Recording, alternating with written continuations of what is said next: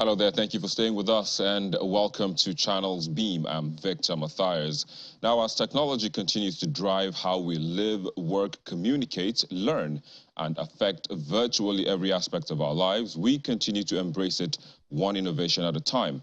However, while we continue to serve as a market for foreign innovators, the local scene has continued to produce innovations, either rivaling foreign ones or straight out of Nigeria to solve Nigerian problems. Today on the program, we will be looking at recent developments in Nigeria's tech ecosystem and how it is thriving as this continued march into the fourth industrial revolution continues. But before we get into that, let's take a look at the trends in the past week.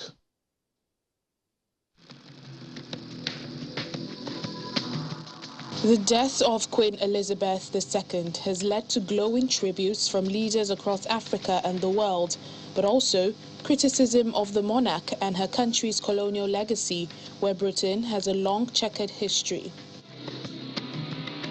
While others took a more critical view of Britain's colonial actions and legacy, others, including President Muhammadu Buhari, paid glowing tributes to the longest-serving monarch in British history.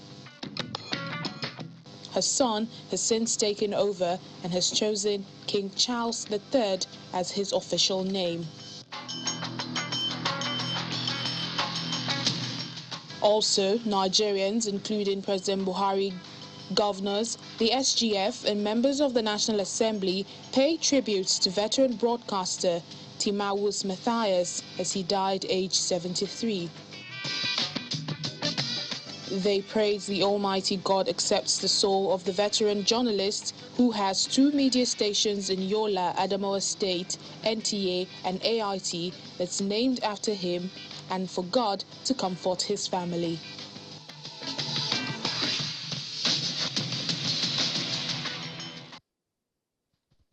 Well, there you go. Those were some of the trends in the past week.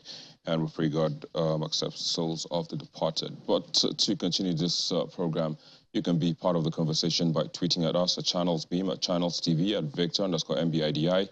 You can use the hashtag as well, Channels Beam.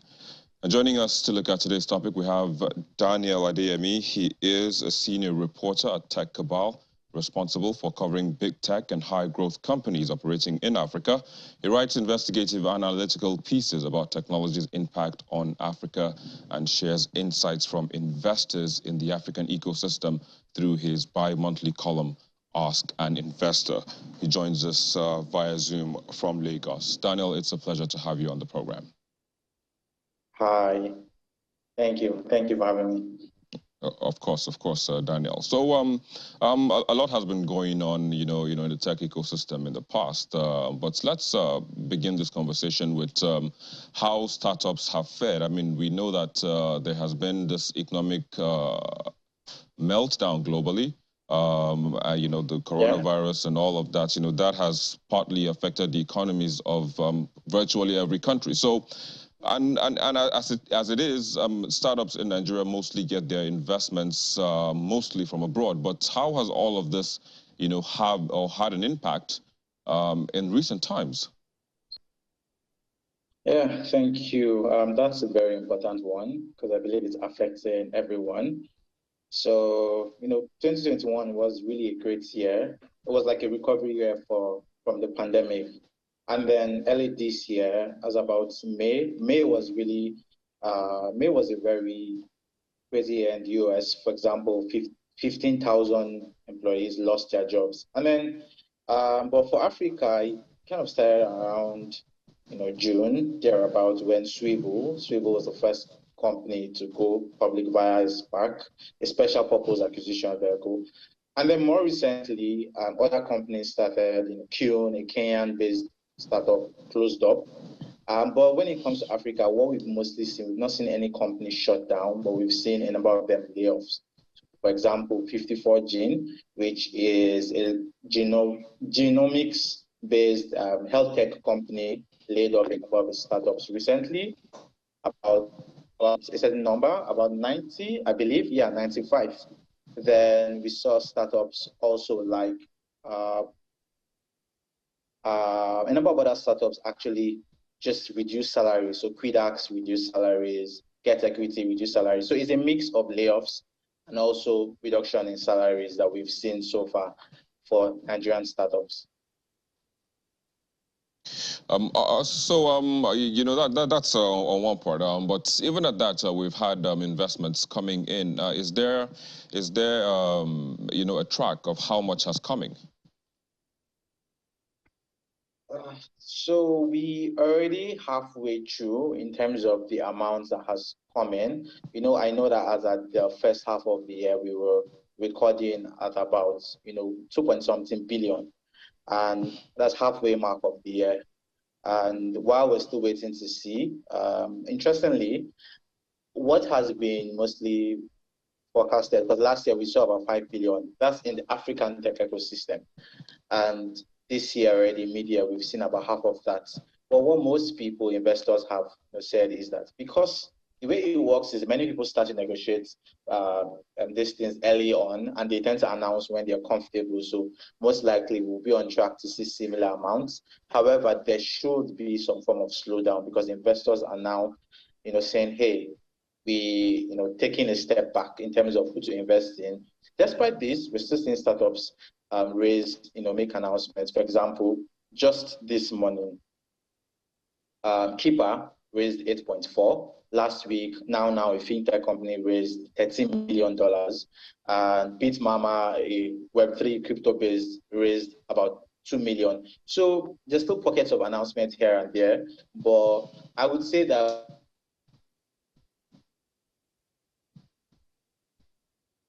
We seem to be losing Daniel due to internet freeze at this point. We'll keep trying to see if his internet will unfreeze and we get him back online. But pretty much he was just talking about what is going on in the tech ecosystem. So he started by telling us how things have been going on in Africa, and then he was just driving down into how it is going in Nigeria, how some startups, including one this morning that just raised $8.4 million, and others that have raised quite a number, of money, like one that raised $13.4 million or so thereabout. But it seems, despite the downturn in the economy of the world, we still have people investing. We have Daniel back. Daniel, we lost you there for a bit. If you could come again from where you talked about, I think, Bitmama, who raised about $2 million. Yeah, so thank you for having me back. So my point was we're still having those announcements here and there every day, every week. My point was that this year, typically the way it should work is every year is supposed to be an increment of the previous year. So if we had $5 billion generally for Africa, we should see more this year. However, most likely what it might be is because there's a slowdown, we might just have around the same amount, 5 billion thereabouts announcement. Something close to that. So, and that's because the global crunch started around close to the middle of the year, not at the beginning of the year. So, yeah. All right, so you said as it is now, we're pretty much like halfway of what was recorded last year. How much from that 2.5, let's put it at that, let's cap it at that, has come into Nigeria? How much of that money has come into Nigeria? So I would have to check to, I would just check to verify that. I would say that, off the top of my head, because Nigeria is really, one of the heavy drivers of that, I would put that at about 20 to 30% at least. Nigeria usually accounts for something close to 20, 30, 40%. So I'll put it at that actually, around that for the amounts. All right, so okay, so I mean, so one of the worrying issues that have come up, or that we've seen in the past, also is the fact that as these investments come, we've had allegations of some of these tech companies running a money laundering scheme or some illegal financial practices. What's really going on in that regard? So it's been a few interesting months. We never really had it like this. And I think that first off, it was, the Kenyan regulator saying, calling out Flutterwave for being involved. Flutterwave is a fintech company, being involved in some form of money laundering, basically allowing illicit transactions go through its channels. And then that would happen around July. Then next month, we saw two other startups, Kendon and Kora Pay. And more recently, we saw Ping Express, excuse me. That's a company that deals with remittance. Two of its executives were said to have allowed $167 million of illicit money to leave the US to Nigeria. I think the jury is still out on many of these because so for the issues with the Kenyan regulator, it's been them, accusing these startups of allowing, and these cases are still in court, so it's really difficult to say, are you right?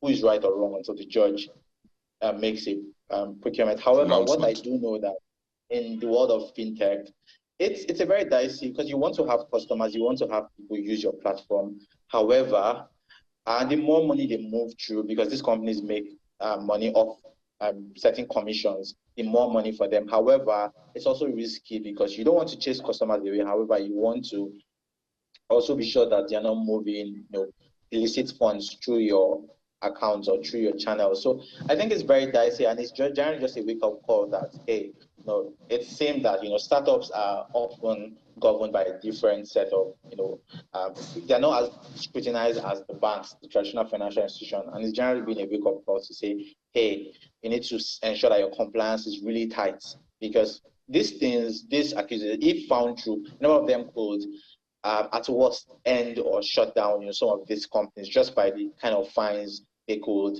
attract. So I think that it's generally been a wake-up call for a number of startups, because this typically affects fintech companies because they process financial transactions, but it's generally a wake-up call to ensure that you're compliant, because when the regulator comes for you and gives you a hefty fine, it could mean a lot for you. So that's what we're seeing. But the jury is still out on many of these cases, so it's just keeping our fingers crossed and watching. Well, I guess we should keep watching. But, as we watch also, the Nigerian startup bill pretty much will soon, it's actually already in effect. But how do you think the bill, or now that the law, how do you think this is going to affect startups that are coming, after this bill? Well, so the Nigerian startup bill has been going on for a while, a very brilliant initiative by different parties all around the country.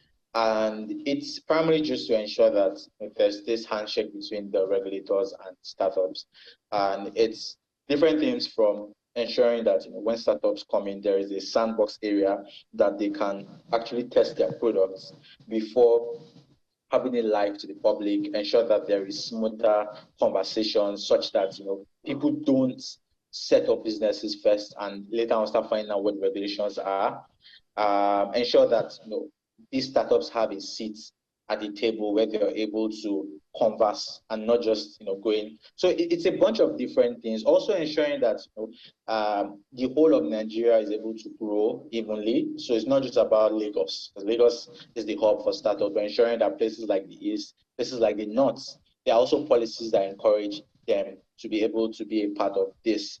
So I would say that definitely it's a step in the right position, because before, typically startups have always just done their things, and whenever the government is ready. However, in more recent times, what we've seen is that if you don't carry the regulators along, what will happen is that they can just come with one rule or one law that will mean you have to stop what you're doing. For example, last year or there was the Lagos, Okada ban. Then there was the one about cryptocurrency, financial institutions not supporting that, and then it keeps on going on and on. So I think what that will do, it will reduce knee-jerk reactions from the regulators. It will mean that people can plan better. It also means that investors will become more confident in terms of investing, and also it means that when they want to invest, given that the risk profile is low, it will mean that they'll be able to invest at better terms. Really. So it's just peace of mind, really. That's what I see. And that's a big deal in Nigeria, peace of mind. Well, indeed, peace of mind is a big deal in Nigeria. But let me hold you there for a bit. We'll take a quick break. And when we come back, we'll look at other policies that have been put in place by the government in the tech ecosystem. That's in a moment. Please stay with us.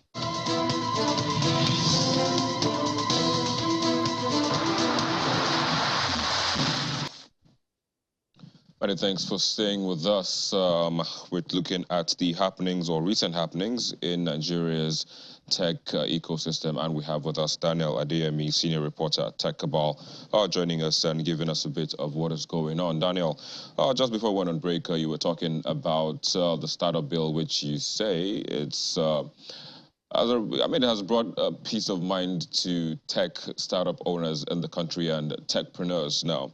So let's look at, some of the other programs or policies of the government. Let's take a look now at the NITDA bill, which brought a lot of, back and forth in some time past. What was your reaction when you saw that bill? It was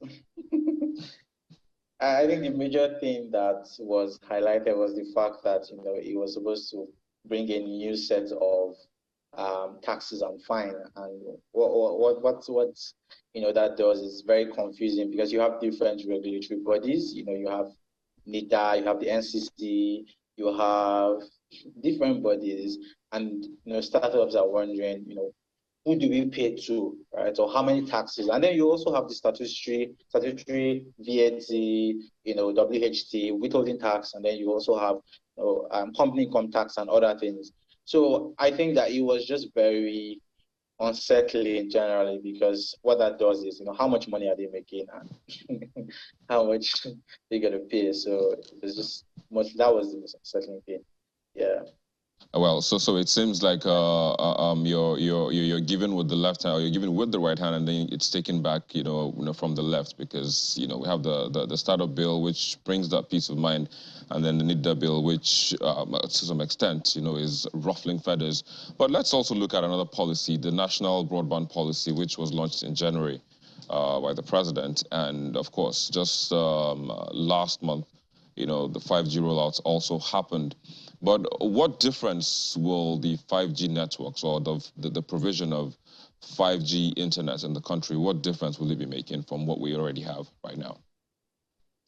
Okay, so yeah, you're right, 5G network. So currently, two telco companies have, that license. MTN and Spark. And I would say that, 5G, the primary offering for 5G is actually faster speed. And speed is really a big deal, because we're on this call and we're able to have this conversation because I'm on 4G right now. If I was on 3G, there's no way this would be happening.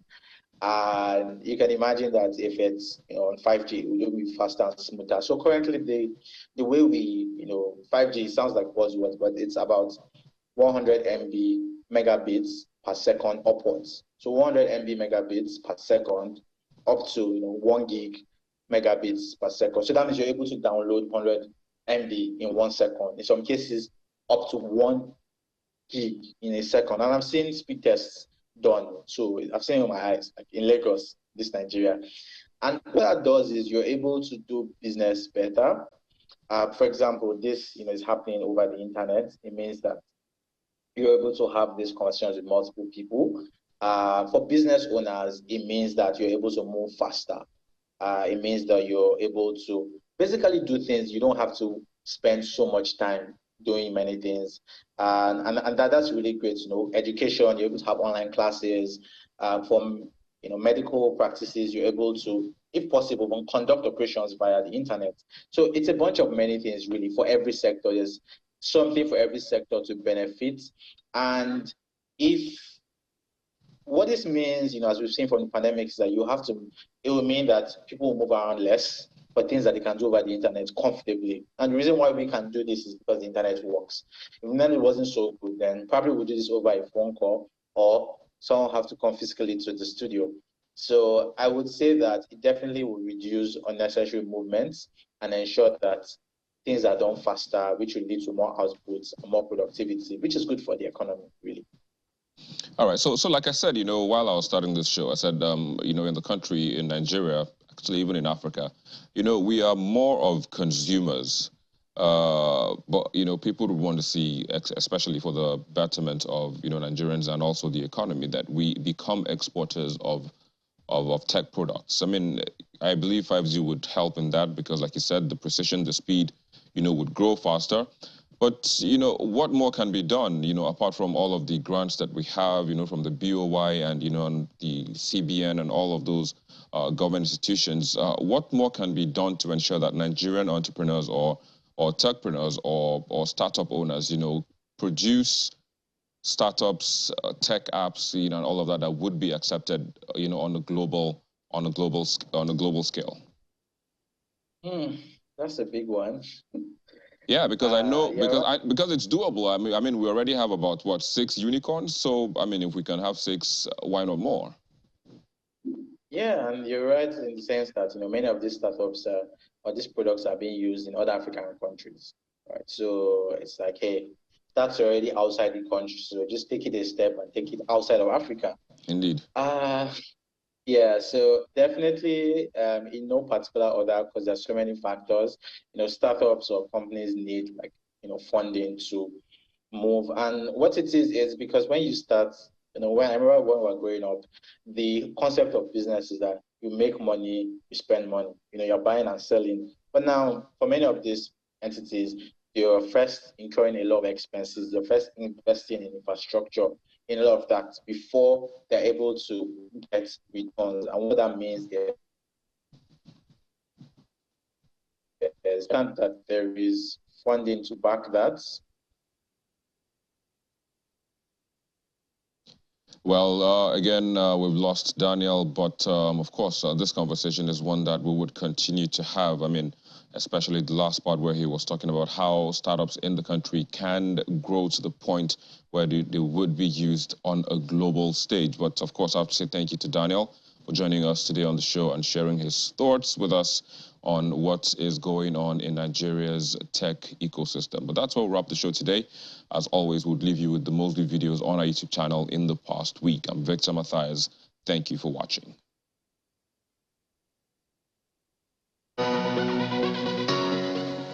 Bola Tinubu Asiwaju was governor. The fireworks thrown by APC members as they disagreed over the achievements of the party's presidential candidate kicks off this week's most viewed videos. Position in the transformation of Lagos, nobody can erase it. It is followed by the arrest of an ex-soldier for supplying arms to terrorists in Zamfara state.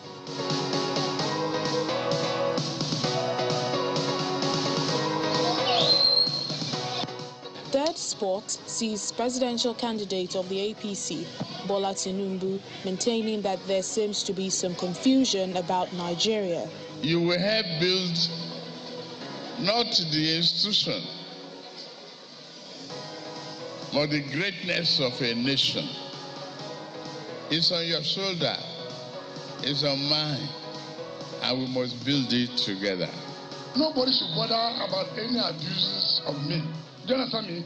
In second is Governor of Rivers State, Nyesom Wike, taking a swipe at the chairman of the PDP, Yochia Ayu, as their feud continues. Don't bother yourself. If they're right, let them put everything in social media and abuse me.